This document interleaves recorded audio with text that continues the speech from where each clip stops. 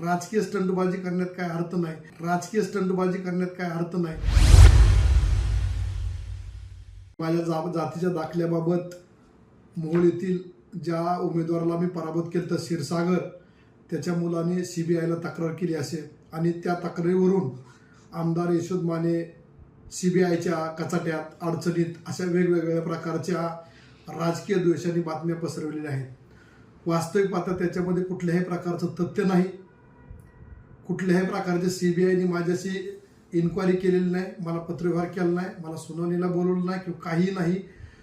मी या विषयानंतर माहिती घेतल्यानंतर असं कळालं की सोमेश क्षीरसागरने 2022 मध्ये CBIला तक्रार दिली होती, परंतु त्याच वेळेस त्याने वेगवेगळ्या ठिकाणी 5 ते 6 ठिकाणी तक्रार दिली होती आणि माझ्या कुटुंबातील 5-6 व्यक्तींच्या विरोधात तक्रार दिल्यानंतर बुलढाणा जात पडताळणी असेल, हायकोर्ट असेल, या सर्वांनी माझ्या बाजूने निकाल दिलेला आहे, कारण ते माझे सर्टिफिकेट कुठल्याही प्रकारचे खोटे नाहीत. याच्या उलट सोमेश क्षीरसागर व नागनाथ क्षीरसागर ह्या दोघा पितापुत्रांच्या नावावरती 2014 साली सुप्रीम कोर्टाने यांचा जातीचा दाखला रद्द केलेला आहे आणि तो रद्द केल्यानंतर पुन्हा त्यांनी शासनाला अंधारात ठेवून दुसऱ्यांदा दाखला त्यांनी काढलेला आहे. त्यामुळं वास्तविक पाहता ही फसवणूक ही क्षीरसागर कुटुंबाने केलेली आहे, माझ्या कुटुंबाने केलेली नाही.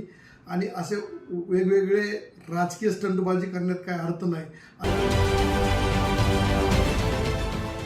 देश विदेशातील प्रत्येक घडामोडींचे लाईव्ह अपडेट मिळवण्यासाठी आता साम टीव्हीच्या सर्व सोशल मीडिया प्लॅटफॉर्मला लाईक, फॉलो आणि सबस्क्राईब करा.